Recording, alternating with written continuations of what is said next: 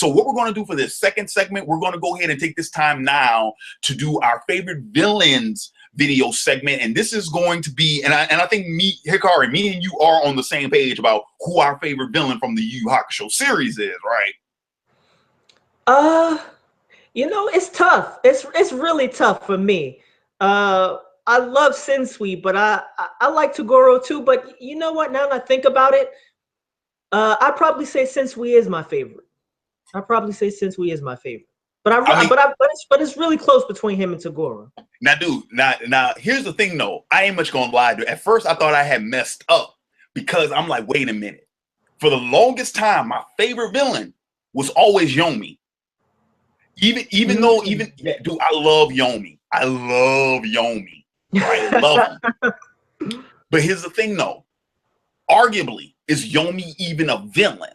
So that's why I'm like, I don't know. He's an antagonist, but I can't necessarily call him a villain. And then I had to think about it. I'm like, hey man, Sensui, not only, I mean, look, yeah, he's a Yu Yu Hakusho character, but we talk about one of my top 5 favorite villains in anime, period. So I'm like, wait, no. Then I gotta talk about Sensui if that's the case. So, right. So pretty much for those of you all, if you're joining us right now, or if you just haven't been in the know, we're going to be talking about none other than Shinobu Sensui for this favorite villains video. So how you want to do this, Hikari? Do you want to go like into a brief synopsis of who Sensui is, or do you just want to go into why he's like your favorite? We could go into a brief synopsis. Okay. Yeah. So, all right. So for those of you all who may be unfamiliar with the character of Shinobu Sensui, all right. And you know what? Now that I think about it, because I want to, at some point in time, I definitely think we should team up and do another video talking about Makoto Shishio in the Rurouni Kenshin series. But now that I think about it, but now that I think about it, Sensui and Shishio have some similarities. Specifically, this: they both serve as the hero and the protagonist's predecessor. Yep, I was just thinking that. Yep. Turned villain, turned antagonist. So Shinobu Sensui, for those of y'all who are unfamiliar with Yu Yu Hakusho, the Yu Yu Hakusho anime, which Yu Yu Hakusho in short, it's a supernatural detective story about a kid named Yusuke Urameshi who is employed by Spirit World as a spirit detective, and throughout the series he solves several cases for Spirit World or Heaven. At the behest of their hierarchy, and his job is pretty much to apprehend demons, to protect humanity, and to pretty much save the world from destruction. Long story short of it.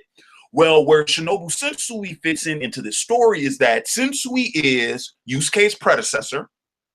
So he was the spirit detective before Yusuke, and he was a character who, long story short, he got corrupted. He got corrupted because he was exposed to misdeeds from humans that he was sworn to protect. And he saw the mistreatment and just the slaughter and the brutality, that these humans who, prior to this incident, Sensui had a very black and white view of morality. And suddenly he has an experience where he sees humans who he thought was once good turn into the most savage things imaginable. And these acts were committed against demons who he had always perceived as bad. So suddenly his black and white ideology got reversed. And when that happened, several thousand shades of gray descended upon his mind, so much so that he has a psychological break and has to create 7 different personality in order to cope with the trauma that he was exposed to. And that trauma pretty much led him to relinquish his position as spirit detective, go on the lam, like he went into hiding for several years. And then finally, when he resurfaces in the 3rd story arc of Yu Yu Hakusho, It is as the leader of a gang of individuals who are trying to open up a portal to demon world and pretty much flood the earth with demons, yeah. to wipe out humanity. Jeez. Yeah. So that's pretty much Sensui in a nutshell. So yeah, so just off top, Hikari. Let's just give us one reason that makes Sensui one of your favorite villains. Wow. Oh geez, that's I mean, I like him for so many different reasons. I think man, it's tough. Even that simple question is tough. I'll say one of the reasons why I like him though was his, I don't know what to call it. I think of it as presence. One of the things about a villain is that they have to be a real threat to the protagonist, and that threat becomes the foundation for the conflict between the protagonist and the antagonist or villain. And Shinobu Sensui, much like Makoto Shishio, just had this presence where, okay, you don't want to fuck with this guy. When he first shows up, it's like, look, I'm more experienced than you, I'm smarter than you, I'm wiser than you, I know more than you do about fighting, and he's bigger than he was. Yeah, right. Yeah, right. another thing that killed me about I'm better than you. I know some things that you don't know about Koenma. I know how this world works. And it wasn't just his physical presence. It was his whole philosophy, right? Like, what's interesting about Shinobu Sensui, of course, there's the aspect of the physical conflict between him and Yusuke Urameshi. I mean, he's just better than Yusuke physically. I mean, he just whoops his ass on multiple occasions. But the thing about Sensui that I always found interesting was the way he causes us to question the morality of the story itself. Mm-hmm. Because one of the things I always said was that the problem with Shinobu Sensui wasn't just his black and white thinking. It was that Koenma used him as a weapon and perpetuated his black and white thinking so that he could use him more easily as a weapon. And so the corruption of Shinobu Sensui was also, in a sense, linked to Koenma. And so when Shinobu Sensui shows up, he's not just physically a threat to Yusuke Urameshi. Philosophically, he's a threat to the foundation of the story, because up until this point, we think Koenma's the good guy. And then we realize that, in fact, nah, Koenma is morally ambiguous as well. So I would say one of the things I like most about Shinobu Sensui is the presence he brings, not just in the physical aspect, but in the philosophical sense as well, in terms of morality.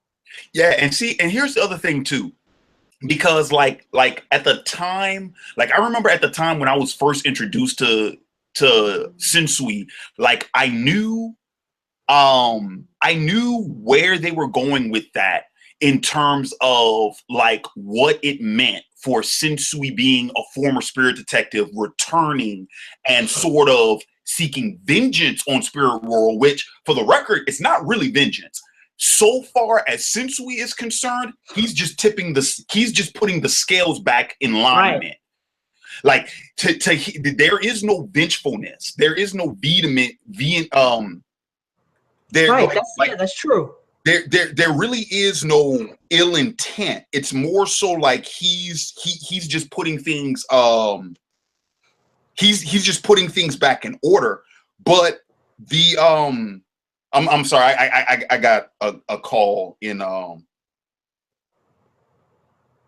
I got a call in the middle of my thought, and it completely threw me off. But the thing is, it's like He thinks he what's interesting is like you're right. Since we thinks it's like he thinks he's bringing balance to the Yeah, force. exactly. Yeah, exactly. But what's cool, but going back off of what you said, piggybacking off of what you said about like what it means, his presence in the story and how it threatens the philosophy of the story itself. Sensui makes his presence. I didn't think about this until much later when I started reading more material where this figure appears in certain stories. But think about this. Sensui makes us question Koenma and what he's doing enlisting these youths as his Right. soldiers, the That's same true. way that we should question Professor Xavier in X-Men, or the same way we should question Zordon in Power Rangers. Like, he forces us to question the moral attitude of the person responsible for sending young people off to war. And by extension of that, we can go ahead Wow. and start questioning presidents, generals, That's a great point. You know, I never monarchs. thought about that. Yeah. So like that in and of itself, that's why, and remember, and keep this in mind too. Keep this in mind too. The same thing happens. The same thing happens in Rurouni Kenshin, to draw another parallel to Shishio. The same thing happens when Shishio appears, because Kenshin now has to question the very government that he fought for in that revolution, when they cast aside the person that he once was. Right. You know, this is related to another point that I didn't think about until you just brought up this point. But one of the things that Shinobu Sensui represents is the chaos of violence. Mm-hmm. Like the people who enlist these youths as soldiers think that in some sense they can contain the violence, that they have the arrogance to believe that they can direct essentially human weapons of war in ways that'll benefit them, and they always believe that as a result of this arrogance that they can contain the chaos of violence. And one of the things I remember reading about in school, to link this to the real world, is the book Song of Solomon by Toni Morrison.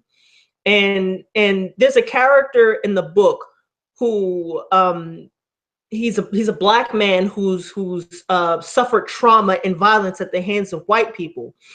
And so what he does is he creates this gang of individuals, and what they do is they go out and murder white people. Hmm. And what that symbolizes is that it's very difficult to compartmentalize violence. I mean, by the end of the book, this black person is now not just violent against white people, he's violent against other black people who love him and who want to help him. And what this always represented to me was that it's very difficult to contain violence. Once Mm-hmm. violence, I mean, once humans get to the point where the only way they can resolve their differences is through violence, you should expect that anything is possible at this point, because humans have the not only do they have the arrogance to believe that they can contain violence when they really can't, but they always underestimate the extent that other people are willing to go to in order to enforce their beliefs or impose their beliefs on other people. And I don't think that when Koenma enlisted Shinobu Sensui that he realized or that he fully appreciated what would happen if that violence were to turn on him.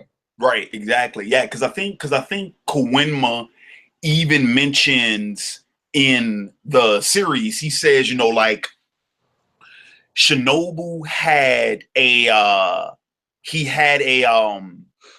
how does he put it? He was like, oh, he had a sort of like a solidarity of mind, Right. and a way, like he had a focus and a sense of objectiveness that Koenma made a point to avoid with Yusuke because he didn't want to employ somebody that had that those blinders like that, where, you know, like, this is my objective, this is my target, I have to see it out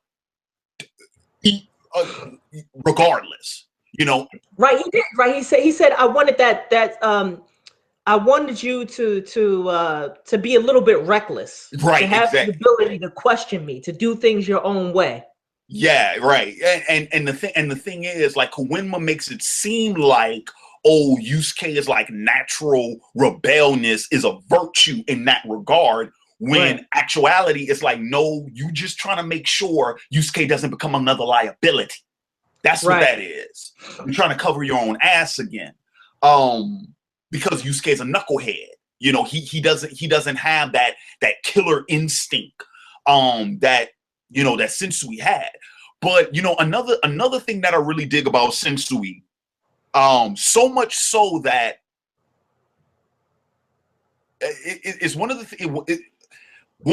things I've always said that I love about a good villain, and all of my favorite villains have this ability. To some extent, they make me agree with them.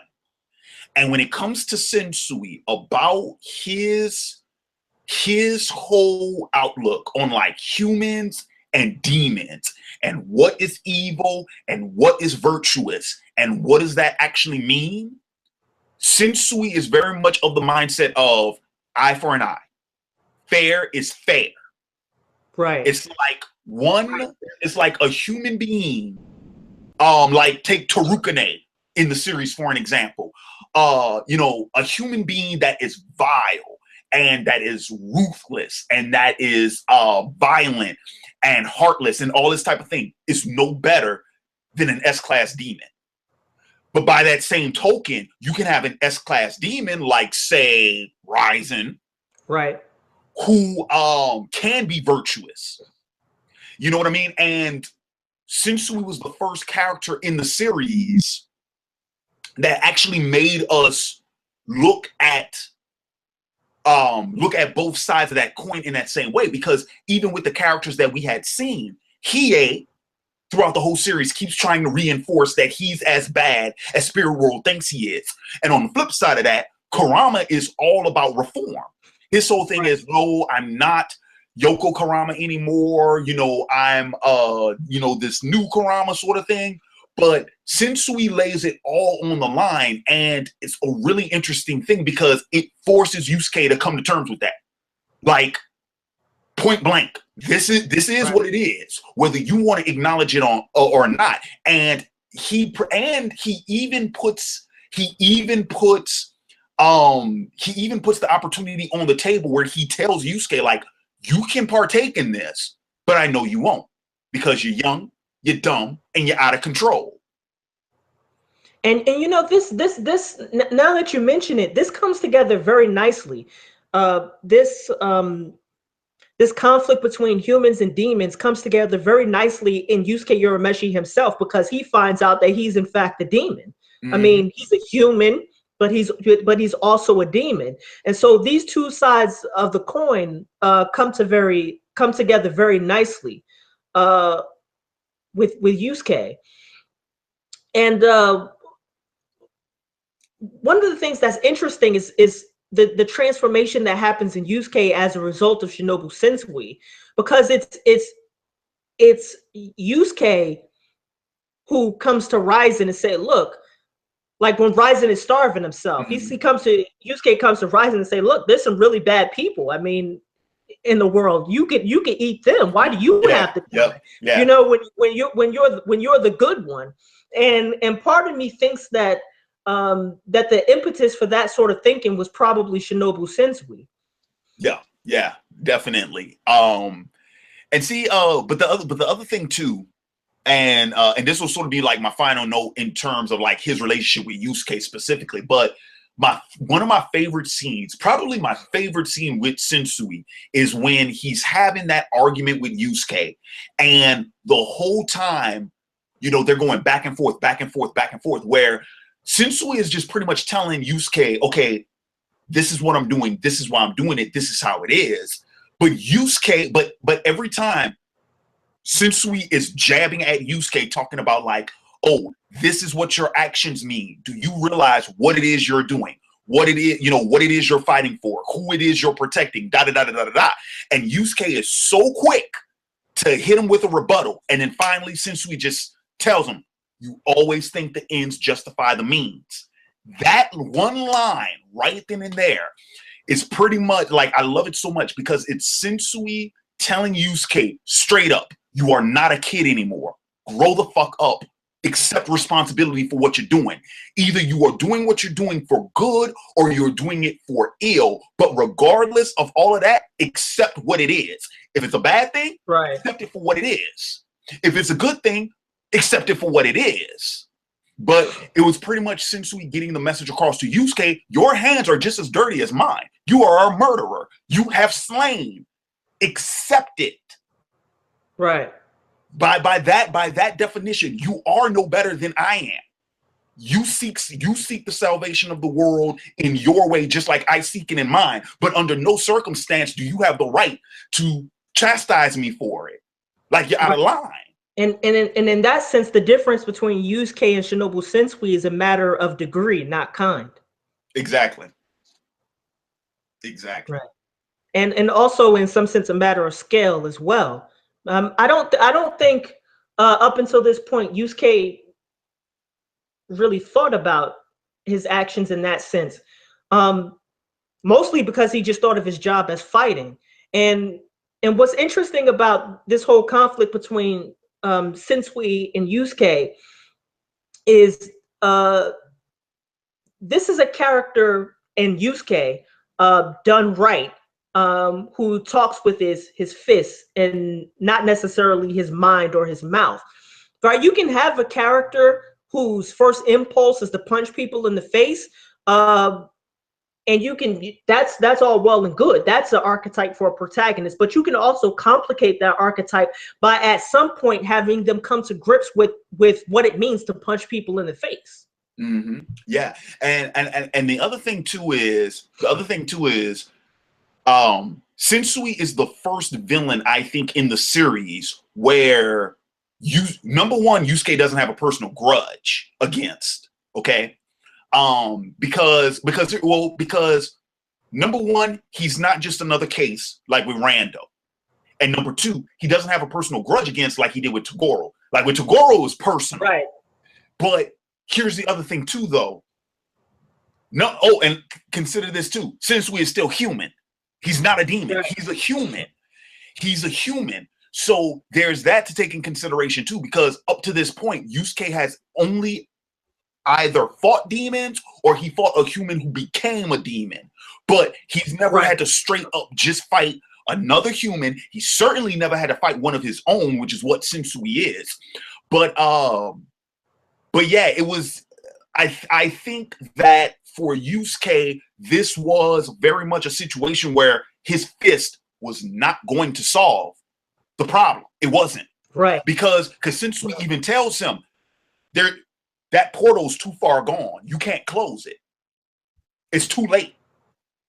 Right. It's like even when Sensui engages in Yusuke, it's not to stop Yusuke. It's just to give them more time to make the portal even bigger than it already is. But they can't close that portal.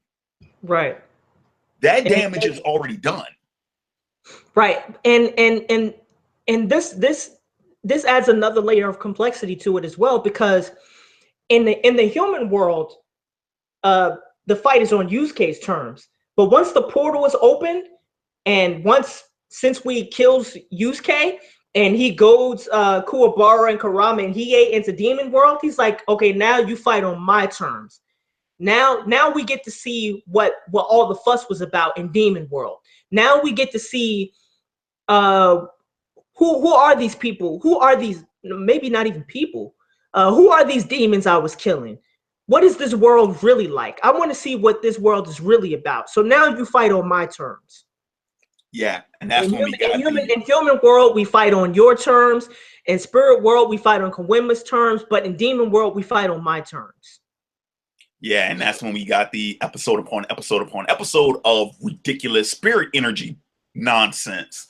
Which that's the one I will say this, that's the one thing that annoyed the hell out of me with Sensui.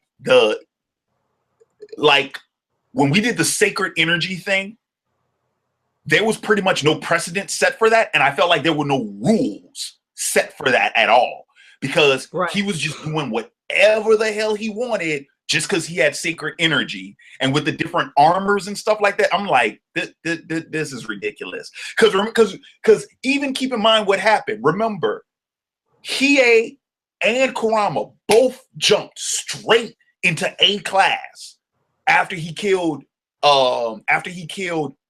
Yusuke. Right. So there's only one class in between A and S, and that's super A class. Right.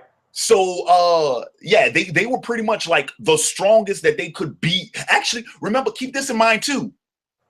At that point, they were strong enough to where the Kakai barrier kept them at bay. Right. Like if that barrier would have been closed behind them, they would have never been able to return back to Earth. Right. That's how powerful they had gone. So and where'd my camera go? Okay, there I go. I think I'm freezing, lagging. But here's the thing though, like even with all of that sacred energy, he was still able to keep both of them and Kuwabara at bay. And then even when Yusuke showed up, he was still holding his own against Yusuke with his whole Mazaku powers and shit. So I'm like, yeah, that sacred energy was BS. I didn't really care for it that much, to be honest. I never really thought about it that way. Mostly because, like I always say, any sort of conflict in a narrative is not about the physical conflict. It's about the under ideological conflict. And so that I was so like enraptured by that I didn't even think about what you just said. But I will say this though, another aspect of Sensui that I really liked in terms of his villainy was, and this is also an aspect that's in Rurouni Kenshin as well, is the authors are trying to come up with a realistic way to depict what violence and trauma would actually do to a person. Yeah. And we see that in terms of Sensui's like dissociative identity disorder, where he has to come up with 7 different personalities in order to deal with that trauma. And so for Sensui, it wasn't just it's one thing to have a belief and have that belief destroyed when you realize that what you believe might not actually be true or might not actually be right. But it's another thing to have the destruction of that belief linked to the destruction in some sense of your mind as well, because that's what Sensui went through.